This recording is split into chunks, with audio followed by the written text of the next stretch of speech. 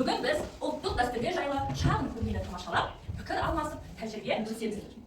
Аналар, қош келдіңіздер деп тағы да әкелерімізге, аталарымызға және бізде бірінші ұлттық құндылық ұрпақ аманаты атты шағын көрме ұйымдастырдық.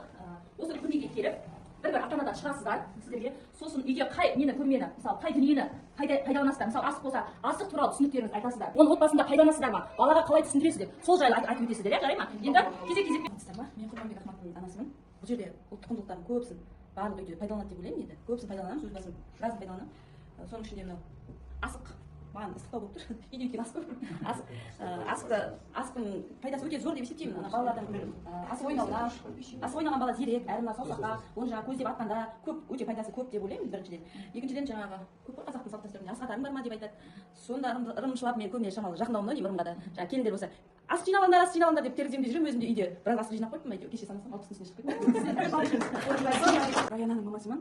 Мен бұнда торсықты қазақ халқы ішіне шұбат, айран, іріткі құюға пайдаланған. Бұл қазақ халқының түйенің, бұғының терісінен жасалады. Енді бұрын қолданылған, енді қазір ешкім қолдана қоймайды ғой. Мен Руфаттың анасымын. Бүгін мен сандықты айтқым келіп тұр, жүкті. Сандық біздің әрбір үйде бар, және қазіргі уақытқа дейін біз оны арнайы бөлме ретінде бөлмеге қойып қолданамыз.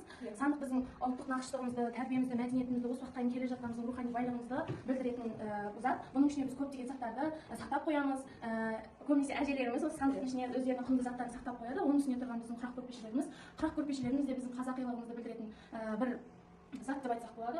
Қазіргі кезде байқайсыздар, жақын адамдардың өзі сыйламаушылар көп келіседі. Көрдік қой. Иә, баланы кішкентайдан отбасынан жаңағы мынау сенің ағаң, немереңді де, мынау інәң деген сияқты болды. Ата әже деп сол тәрбиені отбасынан мақтап бастау керек. Фундамент мықты болса, ол бала үлкейгенде ол үлкендікке сыйлайтын болады. Жүрген ортасында да сыйлы болады деп ойлаймын. біреуін аласыз. Қандай сурет шықты? Домбыра шықты сізге? Сізге құрт ал. Міне келіп. Аға көрейік, аға. Тағы да көріңіз. Құрт бізде көрейік.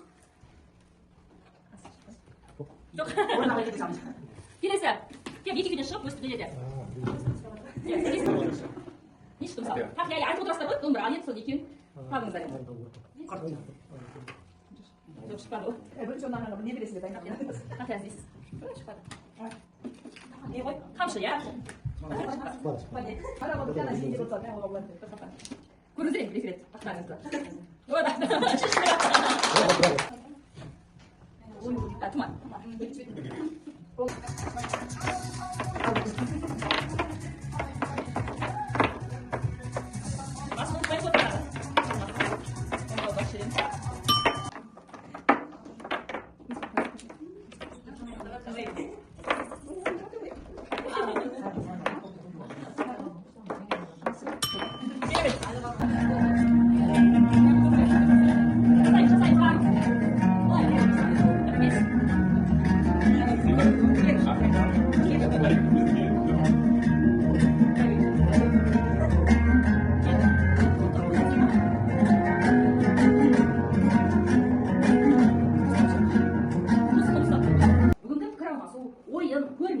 Барлығы да отбасында ұлттық тәрбиенің қандай маңызды орын алатынын көрсетті. Бала қазақы рухымен, ұлттық мәдениетімен үлкенге құрмет, кішіге ізетпен өссе, болашағымыз жарқын, ұлтымыздың іргесі берік болмақ.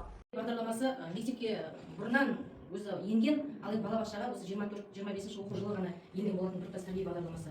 Ендігі биылдан бастап адал азамат бағдарламасы болып еніп отыр. Біз әрбір баланы мектеп жасына дейінгі балаға ұлттық құндылықты үйретуіміз керек, дәріптеуіміз керек, солай баланы тәрбиелеуіміз керек. Осы балабақшадан бастау алу керек деп